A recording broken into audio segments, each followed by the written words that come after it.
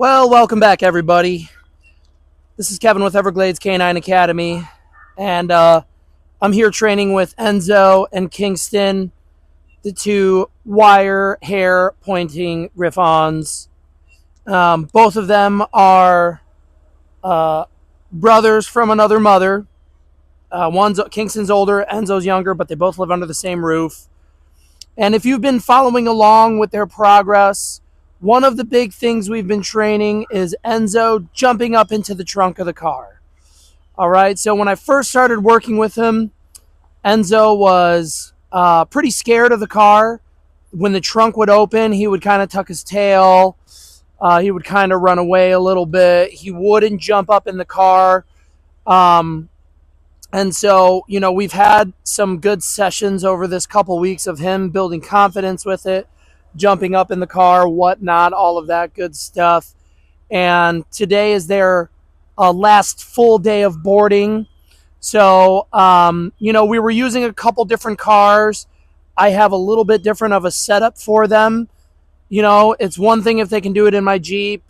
It's another thing to do it in a different car. So this is a another car that we have that they've practiced in once or twice.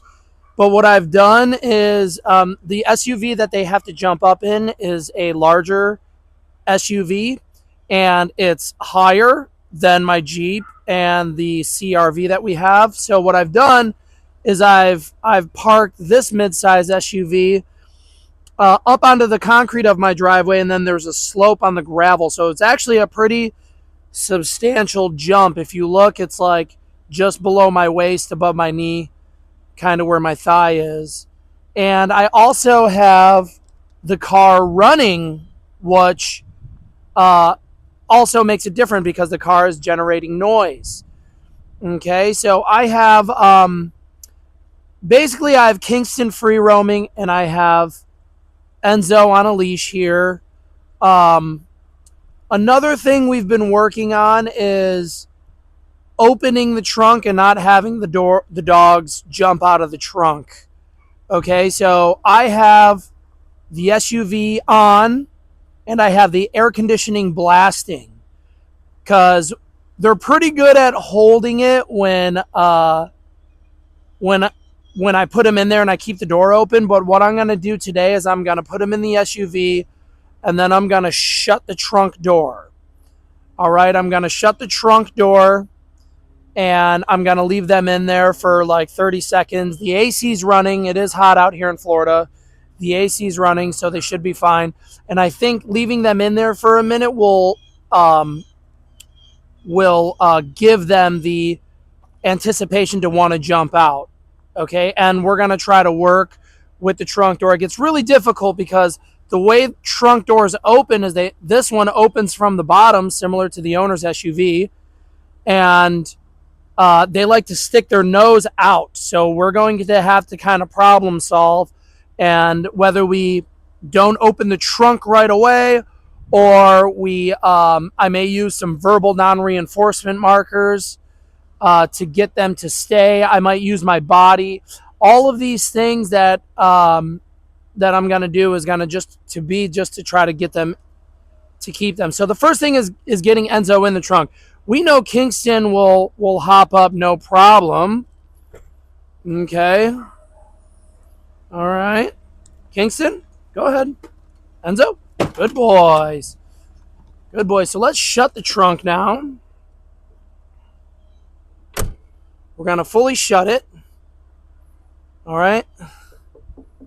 We'll knock a little bit. Hello, hello. I'm going to even walk away a little bit. They can see me through the window. You might not be able to see them in there, but they can see me. Okay. We already have Enzo climbing in the front. Or that's Kingston climbing in the front. Here we go. I'm going to knock on it. I'm going to build a little bit of drive and frustration to come and see me. Hi. Right, I'm going to wave. I'm going to knock. Okay. All right. So when you're practicing at home, you got to run through situations. You have to practice. If you just go to the dog park or the park and you're like, my dogs just jump out of the trunk, and you only try to practice there when they're excited, they're not going to do as well. Practice in your home. We're all about conditional training. All right, let's get their attention.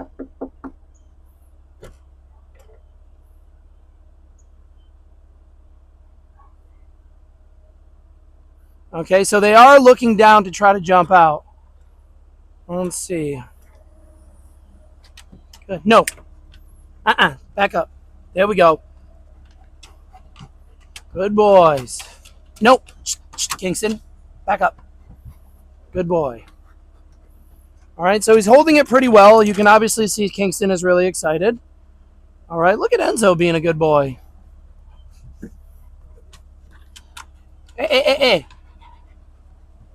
Good. Okay, what we're going to do, good boy.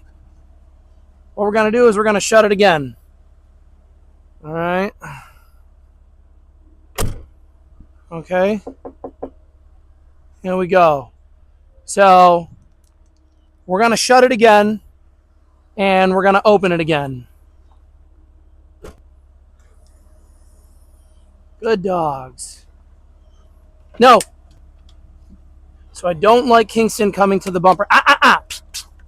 There we go. I'm just going to give him some love taps on the neck to let him know. And then look what I'm doing. I'm making a little bit of space. I'm backing up from them. Now, you do have to be careful if you're in a public setting.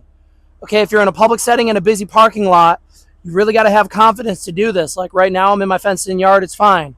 But, you know, in public, if they run out, you might have a situation where they're running all over the parking lot. So I recommend, you know, having your equipment ready, or it would be really, really nice if they were either harnessed to the car somehow. And let me go ahead and just say this right now. All right? The safest way to travel with your dogs in a vehicle is in a kennel. Okay? Ideally, it would be nice if there was 2 kennels in the trunk strapped down and the dogs were in there. Okay? As a professional, I can't recommend that you just let your dogs roam around the car while you're driving. You know, if you get into an accident, it could be very fatal. The safest way to transport dogs is in individual kennels that are strapped down with tow straps. Okay? Please, please, please heed the warning. Traffic these days is insane everywhere we go. The safest way to transport your dogs is in a kennel. But not everybody does that. Some cars aren't big enough.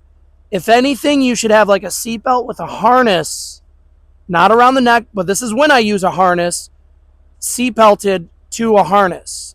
Okay? Good boys.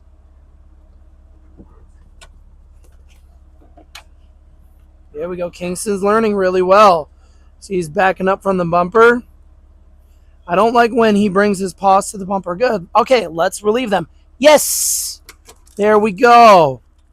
What good dogs. All right, good boys. Come here. Come here, good boys, huh? Okay, Kingston. Good boys. We're going to give love. And I will tell you right now, guys, that in this session, almost every session you've seen me working with food, there are times where I don't use food. This is one of those times. I didn't really want to go heavy on the food rewards today. I wanted to just do just pressure and affection. Kingston, got the name wrong. Good boy. Enzo, come. There we go. Good. Good. So this session went really well. It will still take some practice, okay? I don't really like to preach that just because, you know, your dog can perform with the trainer means that they'll automatically perform for the owner, okay? The owner really needs to practice some of these things. All right, I've been working with Enzo for 2 weeks. I've been working with Kingston for a week. We have a really good understanding of communication. The owners will also need to practice, okay? So anybody that's seeking training advice or working with a professional trainer, contact them frequently, try to understand what the trainer's doing and replicate that. Okay.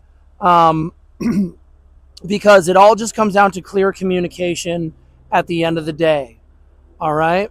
So let's do one more trunk session. And I was actually about to wrap up the video, but why not? Let's just keep filming. Who cares, right? All right, come on, boys. Good boys. Look at that. Hey, no. I got so excited Kingston started humping Enzo in the back seat. None of that. Oh my goodness. In the back seat of the car, you never know what's going to happen. All right, so we'll just leave him in there for a second. We're going to run this again, okay? And to anybody who's practicing, you're trying to practice, they're like, I have this situation. I keep failing in this situation. Like, I open up the trunk door, the dogs keep running out. The solution is, A, you need to conditionally practice them and then bring them out into public and start doing that. Or B, you also rely on your tools, people. Rely on your tools. If the behavioral aspect is something that you can't hammer down, right? Let's just say for some reason, I don't have the strength, I don't have the mobility, or I'm just failing at it. Think about your management practices first and your tools. My next follow-up, if you're like, anytime I open the door, the dogs just run out of the car door. I can't figure out doorway manners with the dogs.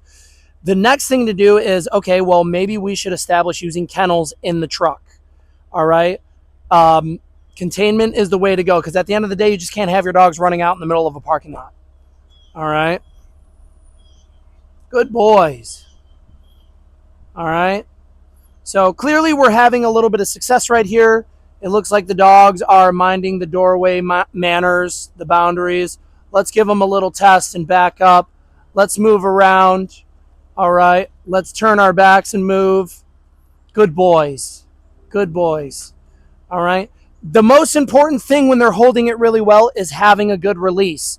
Just like how we work the place command, just like how we do doorway manners with your house, just like how we do doorway manners with the kennel. All right? Okay, come on. Yes. Good boys. Good boys. There we go. And just like that, clear communication, guys. That's what it's all about. Who's a good boys? Huh? The brothers. Older and younger, working together.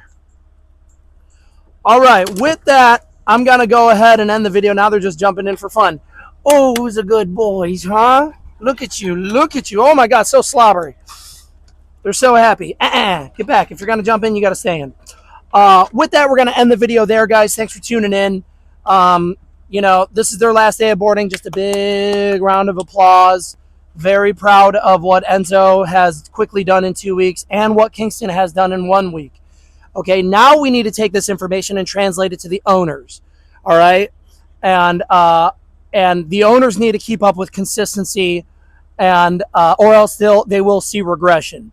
Okay, so that's our next step: getting them with the owners, working with the owners, figuring out where the owners are going wrong and where they're going right, and that's the job. Okay, so always remember, guys.